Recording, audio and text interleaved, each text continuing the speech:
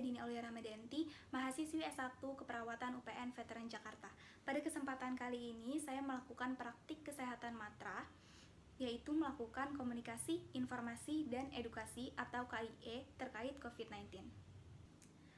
Pada kesempatan kali ini, saya akan membahas mengenai 3 hal. Yang pertama adalah data kasus COVID-19, yang kedua mengenai COVID-19, dan yang ketiga adalah beberapa upaya dalam pencegahan COVID-19. Oke, kita next. Data COVID di seluruh dunia sampai saat ini sudah mencapai 4.399 jiwa. Dan di Indonesia sendiri sudah mencapai 15.438 jiwa. Oke, kita lihat lebih detail lagi. Kasus COVID di Indonesia sudah mencapai 15.438 jiwa dengan total yang sembuh mencapai 3.287 jiwa dan yang meninggal sebanyak 1.028 jiwa. Yang jika saya presentasikan, total kasus mencapai 78,2%, total sembuh mencapai 16,6%, dan total yang meninggal mencapai 5,2%. Kita next ke pengertian COVID-19. Sebenarnya COVID-19 sendiri ini adalah apa sih? Nah, menurut WHO, COVID-19 adalah penyakit menular yang disebabkan oleh jenis coronavirus yang baru ditemukan. Coronavirus sendiri adalah sekumpulan virus yang banyak menyerang hewan dan beberapa menyerang manusia. Contoh penyakit yang menyerang manusia adalah penyakit SARS atau Severe Acute Respiratory Syndrome, penyakit MERS atau Middle East Respiratory Syndrome, dan yang sekarang terjadi adalah COVID-19 atau Coronavirus Disease 2019. COVID-19 ditemukan pertama kali pada wilayah Wuhan di China pada akhir 2019 dan ditemukan pertama kali di Indonesia pada awal Maret 2020. WHO sendiri menjadikannya pandemi global pada tanggal 11 Maret 2020. Dikarenakan COVID-19 ini adalah penyakit menular, bagaimana sih cara penularannya? Nah, cara penularannya adalah melalui droplet orang yang terjangkit. Droplet sendiri adalah percikan-percikan yang keluar dari mulut atau bahkan hidung ketika berbicara, bersin, atau bahkan batuk. Droplet juga bisa jatuh ke permukaan dan virusnya bertahan di permukaan, sehingga ketika orang yang sehat menyentuh permukaan tersebut, orang sehat tersebut bisa terjangkit virusnya. Oke, next kita akan lihat beberapa tanda dan gejala yang terjadi ketika seseorang mengalami COVID-19. Yang pertama adalah batuk, yang kedua adalah demam, yang ketiga adalah sulit bernafas, yang keempat adalah panas dingin, yang kelima adalah nyeri otot, dan yang keenam adalah sakit tenggorokan.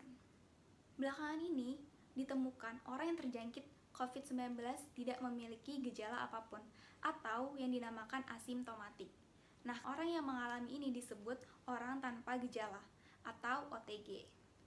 Jadi dapat disimpulkan bahwa tanda dan gejala yang terjadi pada orang yang terjangkit COVID-19 ini dapat berbeda-beda sesuai dengan keadaan tubuhnya masing-masing. Lalu kita next, ada beberapa upaya yang dapat dilakukan dalam pencegahan COVID-19. Yang pertama adalah menggunakan alat pelindung diri atau APD. Di sini menggunakan masker. Menkes sudah menyarankan agar orang yang sakit maupun yang tidak sakit harap menggunakan masker ketika berpergian atau ketika keluar dari rumah. Selanjutnya adalah cuci tangan yang baik dan benar. Cuci tangan yang baik dan benar adalah menggunakan air mengalir dan sabun yang dilakukan selama 20 detik dengan 6 langkah cuci tangan. Nanti saya akan demonstrasikan bagaimana 6 langkah cuci tangan yang baik dan benar. Oke, 6 langkah cuci tangan yang baik dan benar.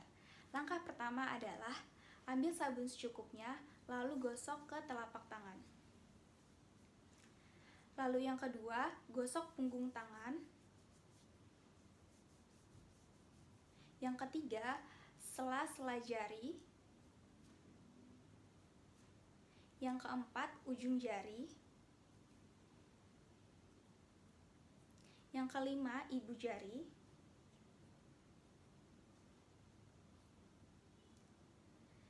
Dan yang keenam, ujung kuku.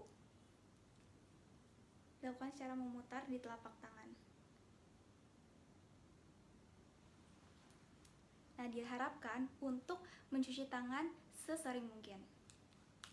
Next, upaya selanjutnya adalah pembatasan sosial atau social distancing. Pembatasan sosial yang dimaksud adalah jaga jarak fisik atau yang belakangan kita sebut physical distancing. Ada beberapa hal yang dapat dilakukan dalam pembatasan sosial. Yang pertama, dilarang berdekatan. Jarak minimal berdekatan dengan orang-orang adalah 1-2 meter dan dilarang bersalaman. Yang kedua adalah dihindari penggunaan transportasi publik seperti naik bus, naik kereta, naik angkot, dan sebagainya. Yang ketiga adalah diharapkan bekerja dari rumah atau work from home. Yang keempat, dilarang berkumpul. Yang kelima, jika membutuhkan dokter atau fasilitas lainnya, diharapkan menggunakan telepon atau layanan online. Dan yang keenam, jika Anda merasa sakit, jangan mengunjungi orang tua atau lansia terlebih dahulu. Upaya selanjutnya adalah desinfeksi permukaan dengan desinfektan. Permukaan seperti apa sih yang harus didesinfeksi? Adalah permukaan-permukaan yang sering dipegang seperti gagang pintu, meja, kursi, dan perabotan rumah lainnya. Nah, di sini saya memasukkan jenis-jenis desinfektan yang dapat digunakan untuk desinfeksi. Beberapa di antaranya adalah bleaching atau pemutih, karbol, pembersih lantai, larutan alkohol 70%, dan hidrogen peroxide. Nah, di sini saya menambahkan takarannya juga sehingga bisa dilihat, dan ada beberapa catatan-catatan yang harus diperhatikan ketika membuat desinfektan. Upaya selanjutnya adalah meningkatkan imunitas diri. Kenapa sih kita harus meningkatkan imunitas diri? Karena ketika penyakit-penyakit itu masuk ke dalam tubuh kita atau bahkan virus itu masuk, imun kita sudah siap melawan virus-virus tersebut. Nah, bagaimana sih caranya meningkatkan imunitas diri? Yaitu adalah dengan cara mengkonsumsi gizi seimbang. Menurut pedoman gizi seimbang, mengkonsumsi gizi seimbang adalah dengan cara mengkonsumsi makanan yang beragam. Nah, ada beberapa hal yang perlu dilakukan, yaitu makan sayur dan buah setiap hari, konsumsi sumber tinggi protein, konsumsi makanan kaya karbohidrat, seperti nasi putih, nasi merah, roti, jagung, dan sebagainya, batasi makanan tinggi gula, garam, dan lemak, serta minum air putih secukupnya minimal 8 gelas per hari. Selanjutnya adalah upaya yang bisa dilakukan dan membutuhkan kerjasama dari berbagai pihak, yaitu pembatasan sosial berskala besar atau PSBB. Nah, PSBB ini sudah diatur pada Permenkes nomor 9 tahun 2020. PSBB sendiri adalah pembatasan kegiatan tertentu penduduk di suatu wilayah yang terjangkit COVID-19. Tujuannya adalah mencegah penularan terjadi di suatu wilayah. Nah, kota yang pertama kali melaksanakan PSBB adalah Jakarta pada tanggal 10 April hingga saat ini, lalu dilanjut Kota Bogor, Depok, dan Bekasi, serta kota-kota lainnya.